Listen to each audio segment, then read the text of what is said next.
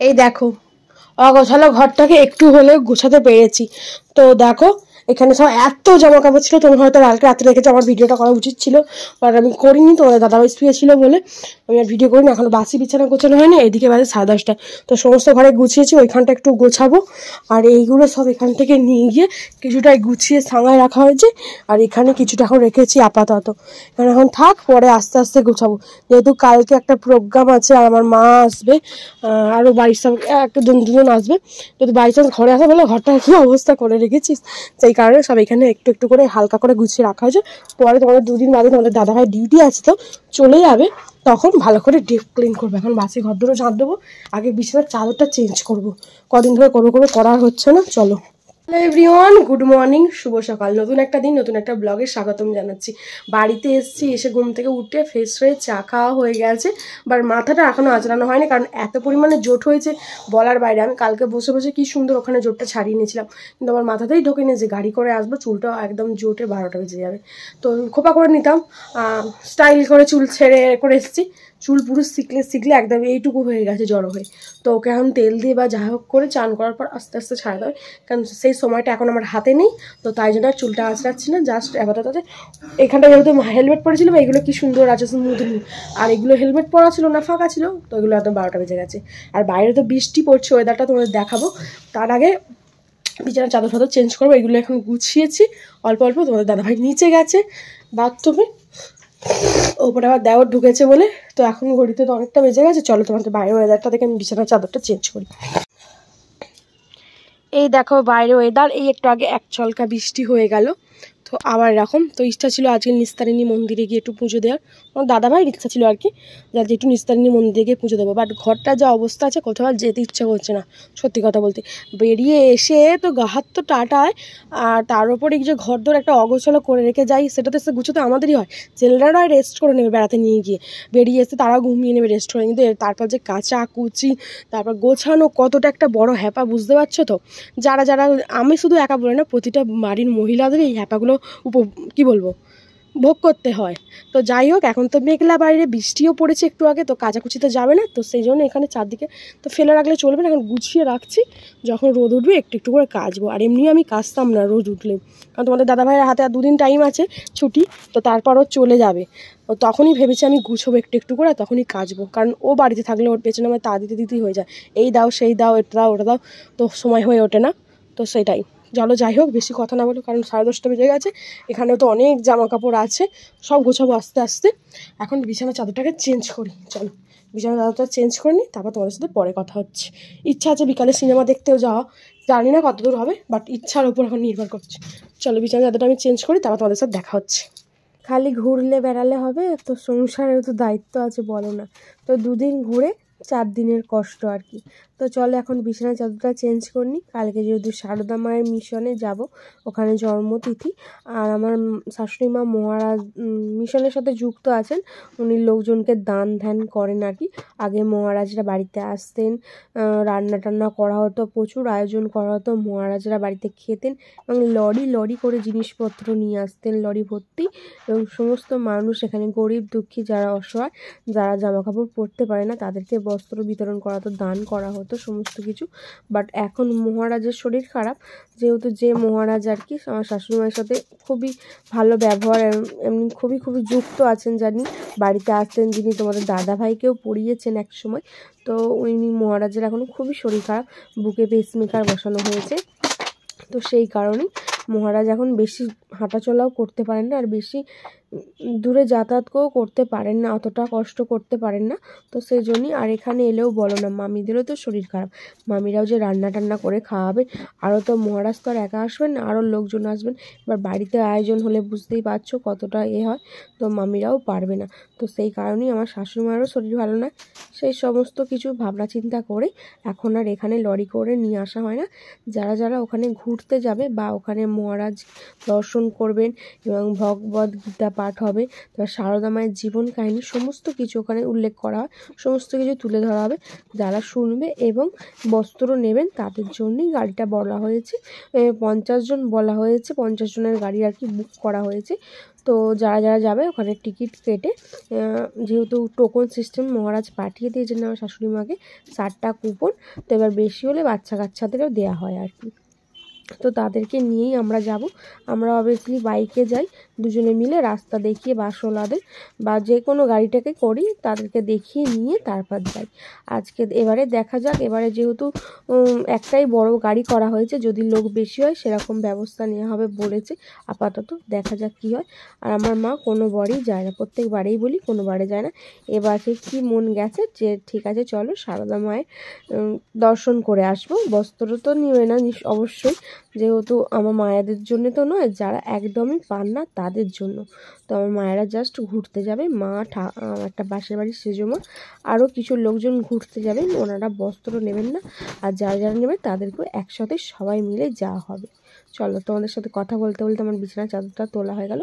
আজকে আর মুছলাম না, কারণ শরীরটা ভালো নয়, বুঝতেই পারছো। একটা বেরিয়ে আসার পর, একটা বার জার্নি করার পর শরীরে আর ধাত কাট বয় না, এনার্জি বয় না। কিন্তু কিছু করার নেই, সংসার মানে মেয়েদের সমস্তটা করতে হবে। ছেলেদের টাকা ইনকাম করে রোজগার করে ঘোরাতে নিয়ে যায়, সেটা বড় কথা নয়। যেটা বড় কথা হচ্ছে মেয়েদের যে এত কষ্ট করে জামা কাপড় প্যাক করা, গোছানো, গিয়ে পরা, আবার গুছিয়ে আনা, আবার সেসব সমস্ত জিনিসপত্র বার করে প্রতিটা জিনিসকে কোনটা সাদা, কোনটা কালো, কোনটা লাল সমস্ত হিসেব করে কাচা, কারণ এটার রং ওটাই যেন লেগে না যায়, ওটার রং এটা যেন লেগে না যায়, এই হিসেব করে সমস্ত কিছু কেচে গুছিয়ে ইস্ত্রি করে আবার আলমারিতে গোছানো। কতটা হ্যাপা! একটুখানি দুদিনের আনন্দের জন্য 10 দিনের কষ্ট, সেটাই কি বলবো বলো তো। কারণ শীতকাল পড়ে গেছে, সকাল সকাল তো ঘুম থেকে ওঠা যাচ্ছে না, আর এত কাজের চাপেও সমস্তটা পেরে ওঠা যাচ্ছে না। তোমাদের দাদাভাই বাড়িতে আছে, ও এখন একটু বেরিয়েছে আর কি বাইরে। আর বাড়িতে বেটা ছেলে থাকলেই বুঝতেই পারছো কতটা কাজের প্রেশার পড়ে। আর ও না বাইরে গেলেও আমি এগুলো করতে পারতাম না, ও বাইরে গেছে একটু দরকারে। তারপর এগুলোকে আমি ঠিকঠাক করে নিই, কারণ এক্ষুনি এসে খাটের ধমাস করে ঝাঁপ মারবে। বুঝতেই পারছো ছেলে মানুষের যা কর্ম। বিছানার চাদর তুমি গোছাও, পাতো, আর ওদের কাজ হচ্ছে গোটানো। তো যাই হোক, বিছানার চাদরটা চেঞ্জ করে নেবো, তারপর নিচে যাব, কি রান্না বান্না হচ্ছে সমস্তটা তোমার সাথে তুলে ধরার চেষ্টা করবো যতটুকু পারবো আর কি। ও বাবা, ওই দেখো এসে গেছে। যে তোমার এখনো বিছানার চাদর পাতা হয়নি, দেখেছো তো? বাইরে গেছিলো বলে নিচে গিয়েছিল, ঘুমোচ্ছিল, ওকে ঘুম থেকে জোর করে তুলেই আমি নিচে পাঠিয়ে দিয়েছি যে নিচে যাও, নিচে গিয়ে একটু ঘুরে আসো। তো নিচে গিয়ে ঘুরে এলো, তো আবার এখানে দেখতে এসছে যে আমি কি করছি। নিচে গিয়ে মায়ের সাথে সবার সাথে দেখা করে এলো, কারণ কালকে এসেই না ও শুয়ে পড়েছিল আর ঘুমিয়ে পড়েছিল, আর নিচেও যায়নি। তো আজকে গিয়ে সবার সাথে দেখা করে এলো, কথা বলে এলো, আবার উগি মেরে দেখতে এসছে আমি কি করছি না করছি, এই যা। তো ও বাড়িতে থাকলে তো একটু বেশি কাজের চাপ পড়ে যায়, বাট ভালোও লাগে, কারণ একা একা সবসময় থাকি না, তো ভালো লাগে না। চলো, বেশি কথা, অনেক কথা বলে ফেললাম তোমাদের সাথে। চলো আমি আস্তে আস্তে সমস্ত কাজটা করে নিই, তারপর পরে তোমাদের সাথে কথা বলছি।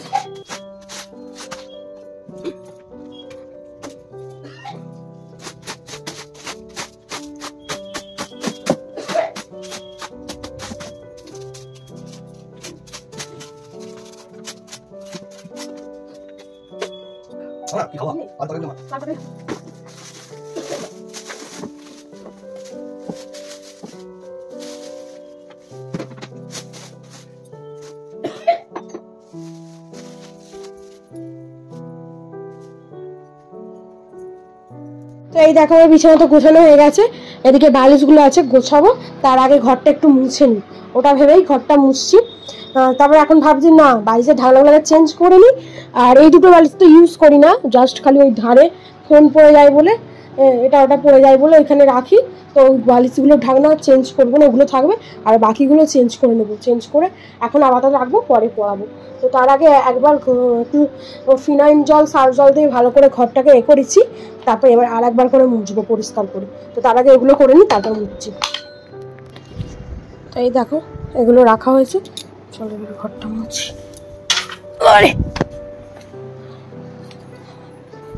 দেখো ঘর বারান্দা আমার মোছা কমপ্লিট হয়ে গেছে। এই দেখো ওইখানেও মুছেছি, বাট পাখা চলছে, ওইদিকেও পাখা চলছে কিন্তু শুকাচ্ছে না। 3বার করে মুছলাম, টিপে টিপে টিপে টিপে, একবার ভালো করে একটু মুছলাম, আবার ভালো করে মুছলাম, আবার একদম কসকসিয়ে নিংড়ে মুছেছি। কিন্তু বর্ষাকালের মতো সে কী বলবো, শীতকালে হলেও সেই ভেপার টাইপের আসছে, কুয়াশা, তার মাঝে মাঝে বৃষ্টি পড়ছে, সেই ভেপার এসে ঘর যেন আরও জলো জলো হয়ে যাচ্ছে, শুকাচ্ছে না। তো যে কি কতটা কী হয়, নাহলে তো আর সাদা পাথর তো বুঝতেই পারছো না সকালে। এবার এও আসছে, যতই পায়ে থাকে কাদা কাদা কাদা কাদা হয়ে যাচ্ছে, আর কি বেকার লাগছে দেখতে, যেন হচ্ছে কতকাল মোছা হয়নি। তো যাই হোক অনেকটা কষ্ট হয়ে গেছে, 3বার 4বার করে মুছলাম। এই ঘরটা তো 4বার মুছেছি, আর বারান্দাটা 3বার। আর বারান্দাটা বড়ই তো, আর লাঠি করে যতই মুছে হাতটা লাগে না সেই নেড়ে নেড়ে। যাই হোক একটু শুকাক, এখন ঘড়িতে বাজে 11:15, একটু শুকাক, 12টার মধ্যেই নিচে যাব, কারণ সকাল থেকে কিচ্ছু খাইনি এখনও, সেই 1 কাপ গরম জল খেয়েছি। আর চা করতে গেছিলাম, দুধটা দিয়েছি, বাট পাউডার দুধই অনেকদিন ছিল তো কেটে গেছে। তোমার দাদাভাই রচা খেয়েছে, আমার আর রচা খাওয়াও হয়নি। তো এইসব ঘর ফর গোছাতে গিয়ে দেরি হয়ে গেল। সেই কাল দুপুরবেলা শের পাঞ্জাব হোটেলে 3টের সময় খেয়েছিলাম, আর এখনও না খেয়ে আছি। তাহলে আর ভাবে সবাই এত হেলদি বলে, ভাবে অনেক কিছু খাই, অনেক অনেক খাই, হয়তো খাওয়াই কম, তো কিছু খাওয়াই হয়নি এখনও। আর সন্ধ্যাবেলা চা খেয়েছিলাম। তো যাই হোক এখন একটু শুকাক। আর এখানে আছে গজা আছে, কেনা হয়েছিল, খাওয়া হয়নি। তো এই এখন একটা খেয়ে জল খাবো, তারপর নিচে যাব। একটু না সকালে আমিও যাবো, যে কাদা কাদা হয়ে যাবে, আর এত কষ্ট করে মোচার পর যদি কাদা কাদা হয়ে যায় না, কি কান্না পেয়ে যায়। চলো, তো এই হয় মেয়েদের কপাল। দুটো এই গজা নিয়ে খাবো বলে বসছি, একটা কি আর এক দানা খেলাম। তোমাদের দাদাভাই ফোন করেছে, মুড়ি খাবো, মুড়ি দাও। তুমি দিওনি বলে আমি মুড়ি খাইনি, বসে আছি নিচে। চলো কাকে মুড়ি দিই, আর ওর সাথে আমিও দুটো খাই, খিদে পেটে নাড়ি চলে যাচ্ছে। এখনো শুকায়নি, চুল ফুল আজরানোও হয়নি, যা আছে আছে। কি পড়লো নাকি,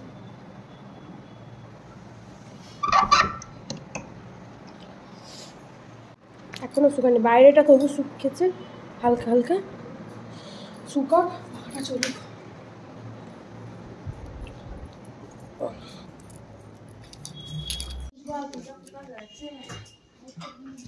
না খুলবে খুলবে। হচ্ছে হাঁড়িতে ভাত, আর এদিকে হচ্ছে মাছের ঝাল, আর এদিকে হচ্ছে ডাল, এদিকে হচ্ছে আলু ভাজা, ঢেঁড়স আলুর তরকারি, এদিকে সিম পেঁয়াজ করে সবাই খাওয়া গেছে, এদিকে হচ্ছে শাক টক, আর এদিকে হচ্ছে ঝাল আমার চাটনি।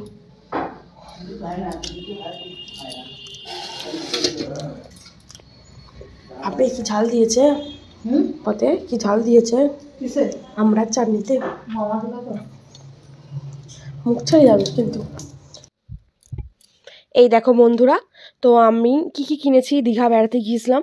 তো হট করেই আমাদের দীঘা বেড়াতে যাওয়া, আবার অনেক দিনের স্বপ্ন ছিল যে স্কুটি করে দীঘা বেড়াতে যাব, ও দুজনে মিলে একটু নিজেদের মতো সময় কাটাবো। কারণ তোমাদের দাদাভাই তোমরা তো জানোই কেমন ডিউটি, নিজেদের মধ্যে কখনো সময় কাটানো হয় না। সব সময় তো কি বলবো, থাকা খাওয়াটাও বড় কথা নয়, একটা মনের মিল থাকা দরকার, আর দুটো মনের শান্তির কথাও থাকে, বা একাকিত্ব দুজনে মিলে চুপচাপ বসে সময় কাটাটাও একটু ইম্পর্টেন্ট। তো সেটার জন্যই আমাদের দীঘা যাওয়া, ঘুরতে যাওয়া, দুজনের মধ্যে একটু সময় কাটানো। বাট আমার ইচ্ছা ছিল বেড়াতে না যাওয়া, বেড়াতে গিয়ে শুধু বেড়ানোই হয়, কারণ কারোর জন্য কারোর কাছে সময় থাকে না, সময় দেওয়া হয় না। বেড়াতে গিয়ে আমরা ভাবি পয়সা খরচা করে বেড়াতে যাচ্ছি, আমরা ঘুরবো বেড়াবো, কখনো মনে হয় না যে দুজনের পাশে বসে দুটো সময় কাটাই। কিন্তু আমরা দুটোই করেছি, সময়ও কাটিয়েছি, ঘুরিয়েওছি যতটা পেরেছি। চলো যাই হোক, যেহেতু আমরা বাইকে করে গিয়েছিলাম, তোমরা অলরেডি দেখেওছো, আর ব্লগগুলোতে যারা যারা দেখেছো জানো। তো ওখানে যাওয়ার সত্ত্বেও কিছু কিছু জিনিস কিনেছি। তো দাদাভাই বলেছিল যে এবারে বেড়াতে যাচ্ছি, কারোর জন্য কিছু কিনবো না, কারণ বয়ে আনার অসুবিধা হবে। যেহেতু সামনে দুটো ব্যাগ, আর আমি কোনো ব্যাগ ক্যারি করতে পারবো না, পেছনে বসেছিলাম, যেহেতু একটু সরু সিটেই বসেছিলাম, তোমার দাদাভাই অনেকটা প্রেশার নিয়ে বসে গাড়িটা চালাচ্ছিল। তো আমি যদি ব্যাগ ক্যারি করি আমার খুব রিস্কি হচ্ছিলো, আর আমার কাঁধও ব্যথা করছিলো। তো সেই কারণে বেশি ব্যাগ ক্যারি করতে পারিনি। তো দুটো ব্যাগেতেই যতটুকু পেরেছি হালকা করে নিয়ে আসার চেষ্টা করেছি। কিছু কিছু জিনিস তাও সবার জন্য আনতে পারিনি, সত্যি কথা বলতে সবার জন্য আনার ইচ্ছা ছিল, বাট আনতে পারিনি।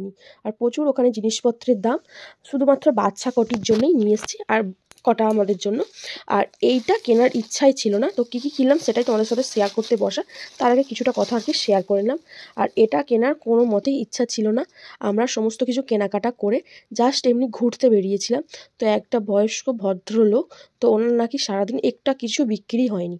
তো উনি এত প্রেশার দিচ্ছিলেন যে দিদিভাই নাও বা দাদুভাই একটু কিছু নাও। তোমাদের দাদাভাইও তাকে দাদু বলে দিল যে দাদুর হাত থেকে কিছু নাও, দাদুর বিক্রি হয়নি। তো তখন আমরা এটা 50 টাকা দিয়েই পাখাটা আমরা নিয়েছি। জানি না ঠকে গেছি কি লাভ হয়েছে সেটাও আমরা জানি না, বাট ওনার কাছ থেকেই 50 টাকা দিয়ে আমরা এই পাখাটা কিনলাম।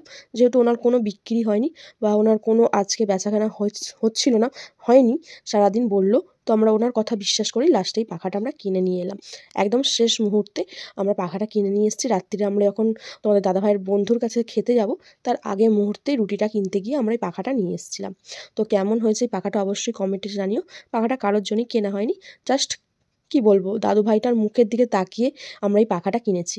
পাখাটা কিন্তু ভালোই হয়েছে, কখনো কোথাও বেড়াতে গেলে ইউজ করা যাবে এই যা।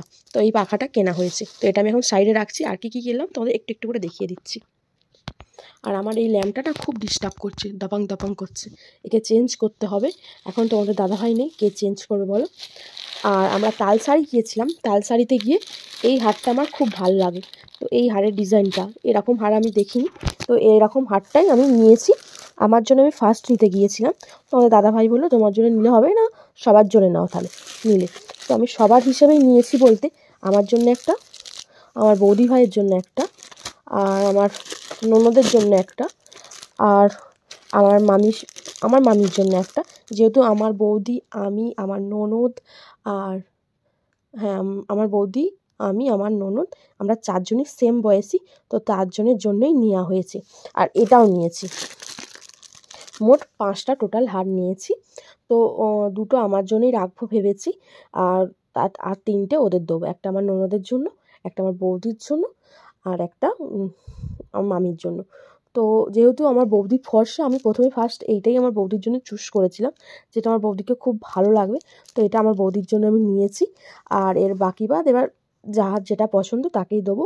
আমার ননদের জন্য আমি কোনটা চুজ করব আমি সেটা নিজেও ভেবে পাচ্ছি না, যেহেতু আমার ননদের সবুজ কালার পছন্দ নয়। তো আমি ভেবেছিলাম ওকে এইটা নেবো, এই লাল টকটকে রঙটা।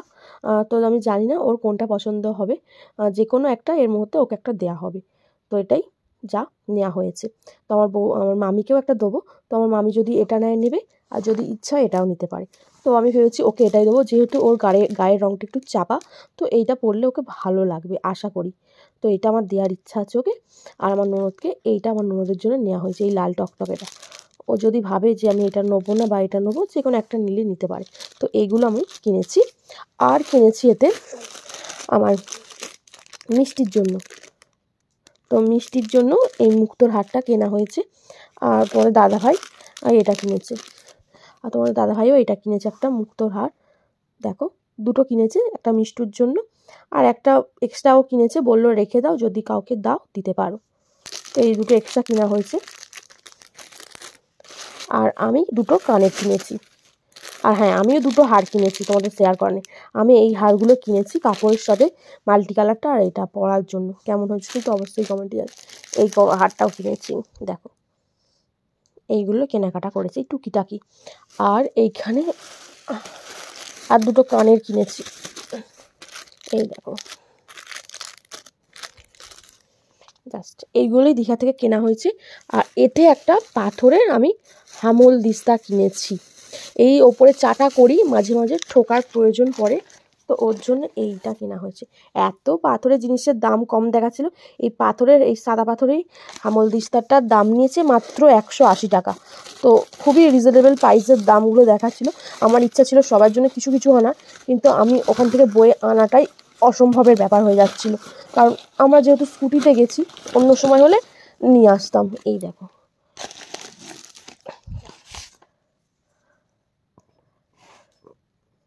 এই দেখো এইটা,